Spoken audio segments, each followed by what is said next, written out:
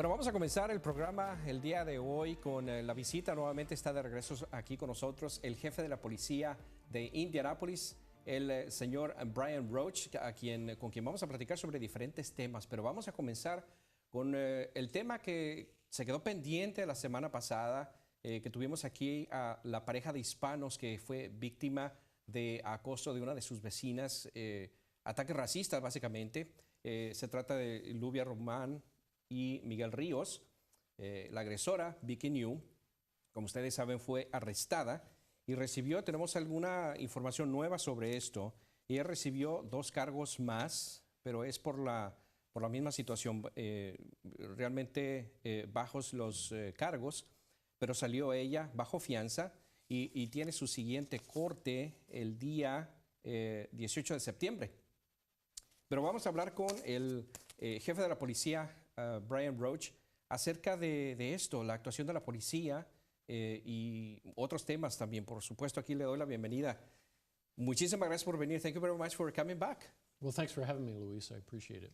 Bueno, vamos a comenzar con esta situación de crímenes de odio.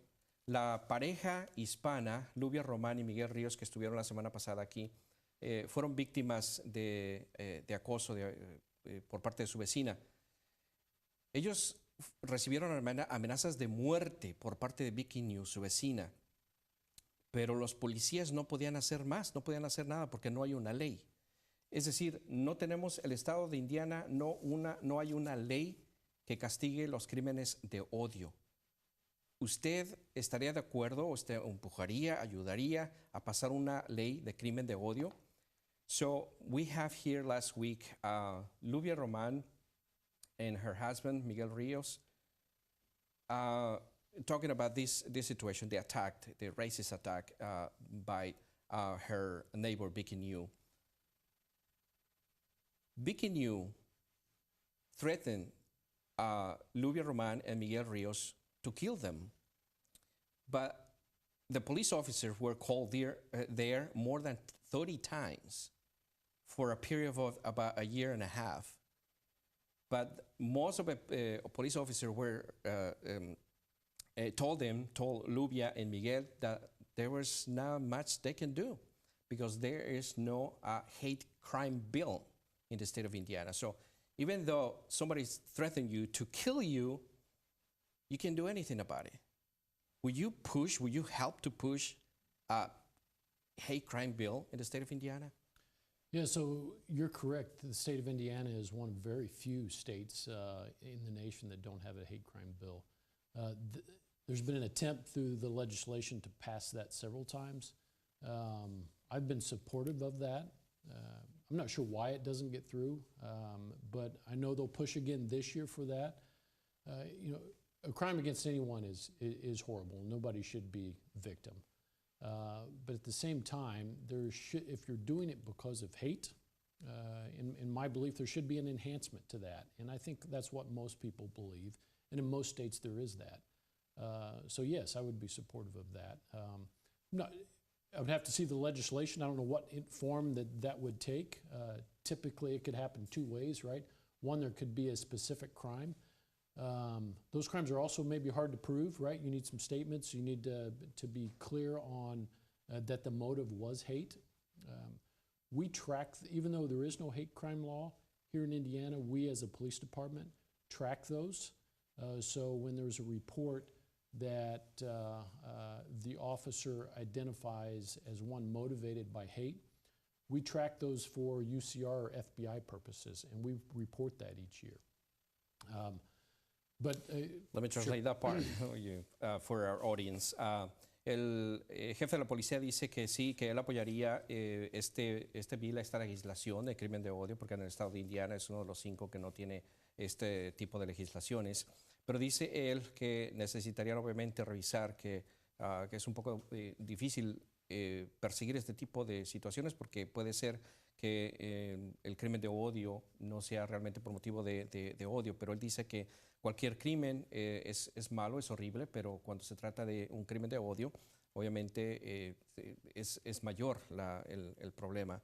pero él dice que llevan un registro de los crímenes de odio que suceden en la ciudad y los reportan al FBI. So to further that, other than be supportive, we want to make sure that people are reporting those crimes. I understand in this community and in others, there is often some distrust with the police, and they feel, depending on their immigration status, they might not come forward. But I would like to reassure all communities that our intent is public safety for all. We're no respecter of persons, and in order to affect a crime, we have to know about it. So we would encourage everyone, regardless of their immigration status, because we don't ask that. We need to know so that we can help protect people. Ok, dice el jefe de la policía que es importante que la gente que tenga este tipo de situaciones se acerque a la policía y que lo reporte, porque ellos no preguntan por el estatus legal de la persona. Así es que dice que el servicio que ellos proveen obviamente es para servicio público, para la seguridad pública, pero que es importante obviamente que ellos lo sepan, lo que está pasando para poder reportarlo. So, what are your options in these situations? Because si yo voy, let me do this in Spanish first. Si yo voy en la calle y una persona me amenaza de muerte, esa persona, esa amenaza puede ser creíble, obviamente, peligrosa, y se va a ir como si nada la persona. ¿Cuáles son las herramientas legales que usted tiene y su departamento para lidiar con este tipo de situaciones? So let's say that I'm going I'm walking in the street and somebody threatened me to kill me. That person is going to just walk away without any consequences. What are the options that your department has? What are the legal options, I would say, that you can apply to people who threatens other people to kill them? Yeah, so number one, report it, right? Make sure that you make us aware of it. In this situation with the Vicky Nix new, I don't know all the reports, right? But I looked at some of them that were created by different officers, and it sounds like the officers were aware, right? So the same officers had been there a few times, but they were boundary dispute, right? So a property line dispute. There was harassment reports. Things like that. The threat, from what I understand, came towards the end, and that's when it rose to a different level for the police department, and a report was done, and then a detective was assigned the case. There are certain things that a police officer can do based on your statements, and other things they have to actually see, whether it's a misdemeanor or a felony. And so it's difficult all the time for an officer, unless he has both parties and can get to what really occurred. So it's difficult for the officer to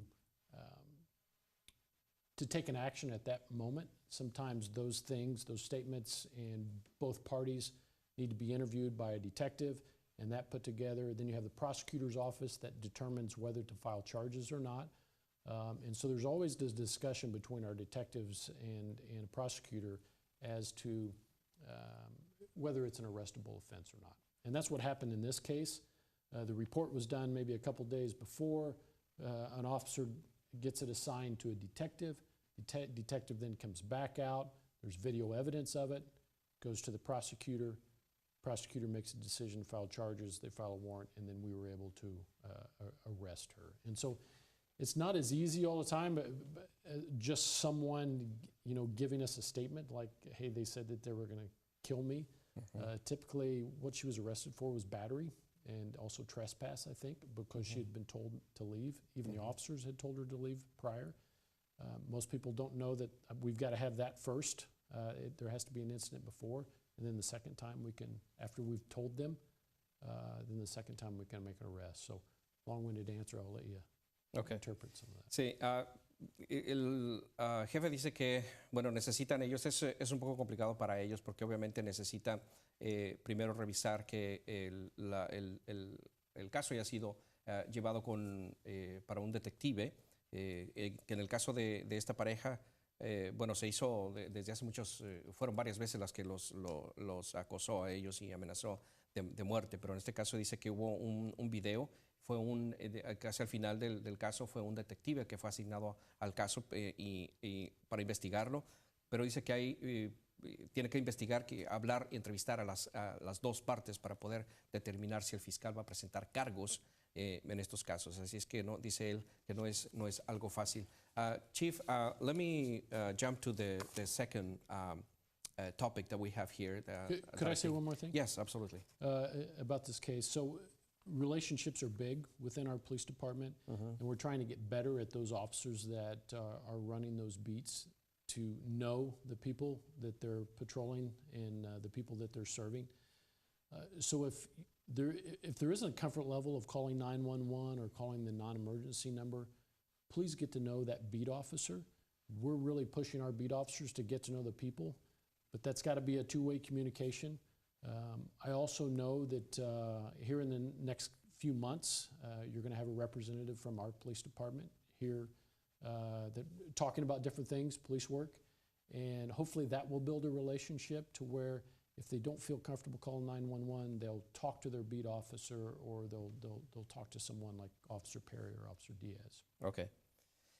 Dice el jefe de la policía que bueno, que hay formas de comunicarse obviamente con la policía y una de ellas es el 911, pero es que si no se sienten confiados en hablar al 911, que se comuniquen con lo que le llaman el beat officer, es decir, un oficial que está patrullando las zonas y que se está comunicando directamente en las zonas de los vecindarios y que tiene más comunicación las personas con ellos. Y así es que esas son, dice él que hay dos formas de comunicación, obviamente, y la oficial Perry, que próximamente la vamos a tener aquí, por lo menos una vez al mes, vamos a tener la oportunidad de traerle a ella este tipo de casos. Desafortunadamente se nos ha terminado el tiempo, lo vamos a invitar a otra ocasión para que venga. Unfortunately, we are running out of time. We're going to invite you more often to come here to the show. I'll come Chief. back. I appreciate it, and I think we got some good things out. Yeah, thank you so much. Thank for you. coming. Gracias al jefe de la Policía de Indianápolis, Bryan Roach. Hacemos una pausa y regresamos con más aquí en el programa Contexto. No se vaya.